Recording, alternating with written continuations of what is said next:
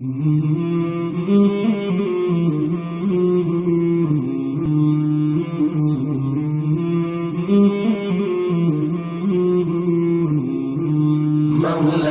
صل وسلم دائما أبدا على حبيبك خير الخلق كلهم. تیسرے حصے میں ہم لیں گے برائیوں سے یا پھر برائیوں کا غم جو آپ صلی اللہ علیہ وسلم کو ہوتا تھا. پھر اس کے بعد پہلی وحی، پھر ورقہ بن نوفل سے آپ صلی اللہ علیہ وسلم کی ملاقات، فصلۃ الوحی یعنی پوز آف وحی، پھر اس کے بعد سورہ مدثر کا نزول، سری تبلیغ یعنی سیکرٹ کالنگ ٹوورڈ اسلام، جہری تبلیغ یعنی اوپن کالنگ، سر یعنی سیکرٹ، تو سیکرٹ کالنگ ٹوورڈ اسلام، دین جہری تبلیغ یعنی اوپن کالنگ ٹوورڈ اسلام. اوپن کالنگ ٹوورڈ اسلام میں اس میں کنبے قبیلے کو پہلے آپ صلی اللہ علیہ وسلم نے انوائٹ کیا، اس کے بعد صفا پہاڑی پر کھڑے ہو کر عام طور سے سب کو اسلام کے اور دین کی دعوت دی. پھر قریش کے الگ الگ چال اور پلانز آپ صلی اللہ علیہ وسلم کو دین کی بات لوگوں سے بتانے سے لوگوں کو روکنے کے لیے، حمزہ اور عمر رضی اللہ تعالیٰ عنہما کا ایمان لانا. عتبہ بن ربی جو ہے ایک پرپوزل لے کر آپ صلی اللہ علیہ وسلم کے پاس آئے تھے، وہ ابو جہل کی کوشش، 50-50 policy, complete social boycott of مسلم، معجزوں کی مانگ، شق القمر، شق الصدر سینے کا پھٹنا، شق القمر چاند کا پھٹنا، ٹھیک ہے، معراج اور اسرا کا واقعہ اور بیت عقبہ، یہ تمام چیزیں تھرڈ پارٹ میں آئیں گی، تو یہ تمام چیزیں ہم تھرڈ پارٹ میں لیں گے. آپ صلی اللہ علیہ وسلم کی شادی کے بعد معاشرے میں جو دیکھتے ہیں شراب، جوا، دھوکہ، ریا، دشمنی، رسم و رواج، لوگوں کا آخرت پر ایمان نہ ہونا، یہ تمام چیزوں سے آپ صلی اللہ علیہ وسلم کو بہت غم ہونے لگا. ان کے اور معاشرے کے یعنی سوسائٹی کے جتنے لوگ ہیں ان کی سوچ ایک بالکل ڈفرینٹ ہوتی اور آپ کے وسلم کی سوچ بالکل ڈفرینٹ. دونوں میں ایک بہت بڑا مینٹل گیپ یا مینٹل گلف آ گیا تھا کہ آپ کے وسلم کی سوچ کسی اور طرف جا رہی ہے. ان کو شراب بری لگتی، جوا برا لگتا، دھوکہ برا لگتا، دکھاوا برا لگتا، دشمنی میں جو جان لینا دینا، تلوار سے گردنیں کاٹنا، یہ سب ان کو بہت برا دکھتا.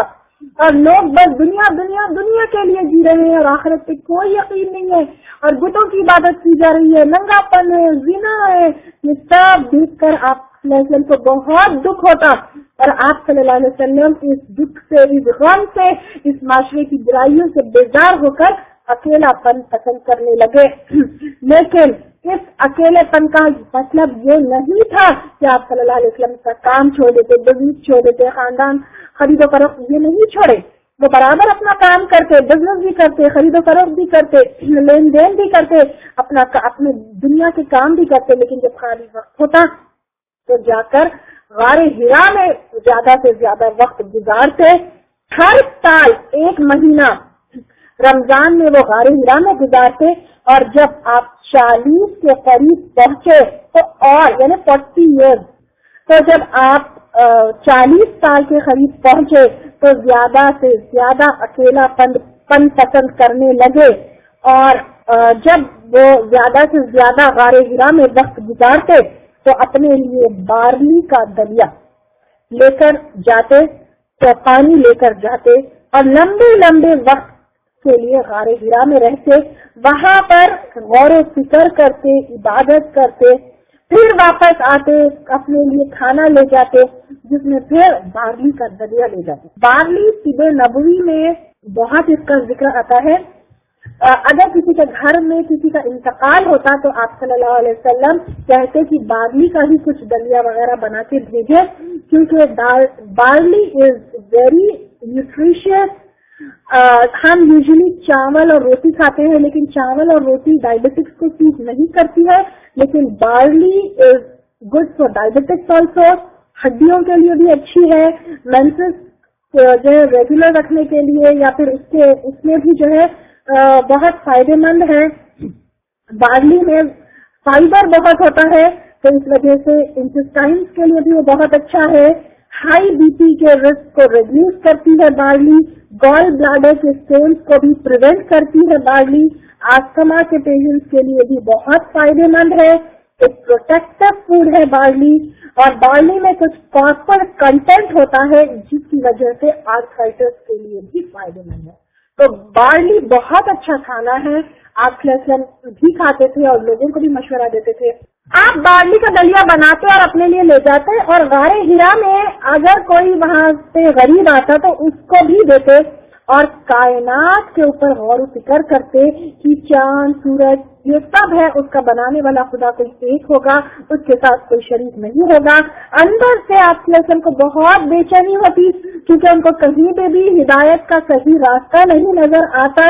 और ये कैफियत आपकी तकरीबन 3 साल रही। आप एक दिन गारे हिरा में थे, तो उसी कैफियत में, उसी बेचैनी में, उसी हिदायत की तलब में, तो फिर एक दिन आप गारे हिरा में थे, एक बड़े परों वाला फरिश्ता आपके पास आया, और जो जिब्राइल अलैहिस्सलाम थे, उन्होंने आप सल्लल्लाहु अलैहि वसल्लम से कहा, इक़रा, पढ़ो। फिर आप सल्लल्लाहु अलैहि वसल्लम ने कहा, मैं पढ़ नहीं सकता, क्योंकि आप सल्लल्लाहु अलैहि वसल्लम को पढ़ना और लिखना यानी रीडिंग एंड राइटिंग नहीं आती थी। तो आप सल्लल्लाहु अलैहि वसल्लम से जिब्राइल अलैहिस्सलाम ने कहा, पढ़ो, इक़रा, पढ़ो। आप सल्लल्लाहु अलैहि वसल्लम ने कहा, मैं पढ़ नहीं सकता। फिर फरिश्ते ने जोर से कहा, जकड़ा बाहों में और कहा, इक़रा, पढ़ो। आप सल्लल्लाहु अलैहि वसल्लम ने कहा, मैं पढ़ना नहीं जानता। फिर उसने जोर से पकड़ा फरिश्ते ने और कहा, इक़रा, पढ़ो। तो आप सल्लल्लाहु अलैहि वसल्लम ने कहा, मैं पढ़ नहीं सकता, मैं पढ़ना नहीं जानता। चौथी बार जिब्राइल अलैहिस्सलाम ने इतनी जोर से आप सल्लल्लाहु अलैहि वसल्लम को जकड़ा। आप सल्लल्लाहु अलैहि वसल्लम कहते हैं कि मुझे ऐसा लगा गया कि मेरी जान निकल जाएगी। और फिर जिब्राइल अलैहिस्सलाम ने कहा, इक़रा बिस्मि रब्बिकल्लज़ी खलक़, खलक़ल इंसाना मिन अलक़, इक़रा व रब्बुकल अकरम, अल्लज़ी अल्लम बिल क़लम, अल्लमल इंसाना मा लम यअलम। सुब्हान अल्लाह। ये पहली वही का आगाज शुरू हुआ। ये सूरह अलक़ की 5 आयतें नाज़िल हुई। अब आप सल्लल्लाहु अलैहि वसल्लम कोई आम इंसान नहीं रहे। आप सल्लल्लाहु अलैहि वसल्लम अब अल्लाह ताला के चुनिंदा और सिलेक्टेड बंदे में से हो गए। अब आपकी नबूवत का आगाज हुआ और आप अल्लाह के जो है चोज़न नबी और रसूल बने। इस तरह सबसे पहली आयतें नाज़िल होने वाली ये 5 आयतें थी। वो वही का उतरना, वो फरिश्ते का जकड़ना, आपकी कैफियत ऐसी हुई कि आप दौड़े खदीजा रज़ी अल्लाह ताला अन्हा के पास गए और कहा, मुझे ढांप दो, मुझे ढांप दो। खदीजा रज़ी अल्लाह ताला अन्हा ने कहा, आपके साथ क्या मामला हुआ है? तो आप सल्लल्लाहु अलैहि वसल्लम ने कहा, आज मेरे साथ एक अजीब मामला हुआ है। और उन्होंने पूरा मामला खदीजा रज़ी अल्लाह ताला अन्हा को सुनाया। सुभान अल्लाह। पहली वही पढ़ो, पहला हुक्म अल्लाह का पढ़ो। और कैसे पढ़ो? अपने रब के नाम के साथ। खदीजा रज़ी अल्लाह ताला अन्हा ने आप सल्लल्लाहु अलैहि वसल्लम को बहुत दिलासा दिलाया, बहुत समझाया कि आपने कभी भी किसी का बुरा नहीं चाहा, तो आपका रब आपको कभी भी रुसवा नहीं करेगा। हर अच्छे बुरे में खदीजा रज़ी अल्लाह ताला अन्हा आपके साथ खड़ी होती, आपको तसल्ली देती।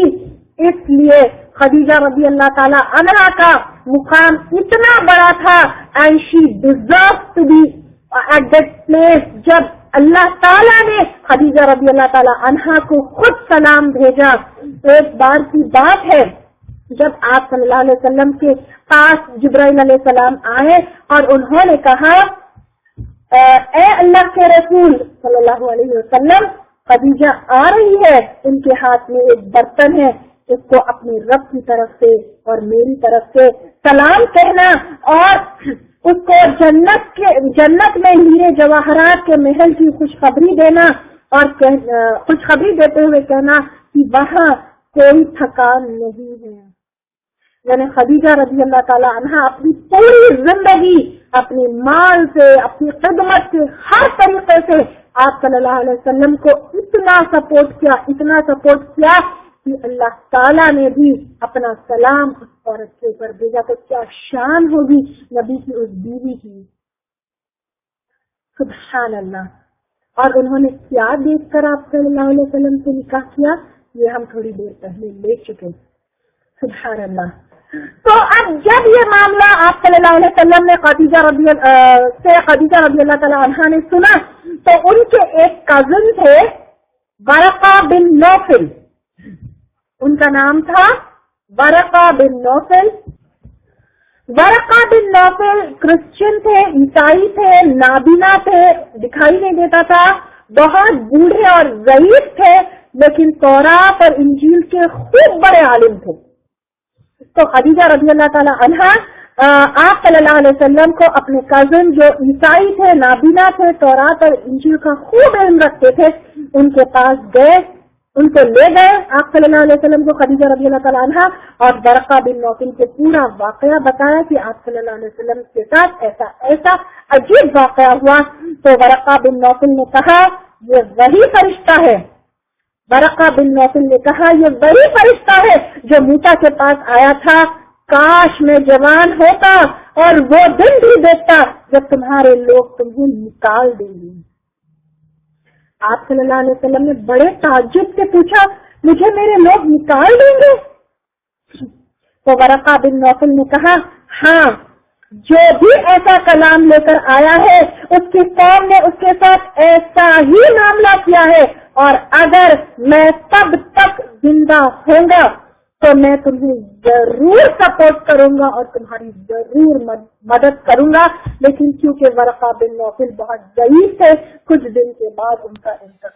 فیضان محمد، فیضان محمد، فیضان محمد، فیضان محمد، ہر شخص کی گردن پہ ہے احسان محمد، ہر شخص کی گردن پہ ہے احسان محمد، ہر سمت نظر آتا ہے فیضان محمد، ہر سمت نظر آتا ہے فیضان محمد، ممکن نہیں مجھ سے ہو بیاں شان محمد، جبریل امی رہتے تھے دربان محمد، ہر دور میں باطل نے بہت زور لگایا لیکن نہ بجھی مشعل قرآن محمد، امت میں ابو بکر کا ثانی نہیں کوئی، جو پاس تھا سب کر دیا قربان محمد، ہر شخص کی گردن پہ ہے احسان محمد، ہر سمت نظر آتا ہے فیضان محمد، اسلام کی عظمت کو عمر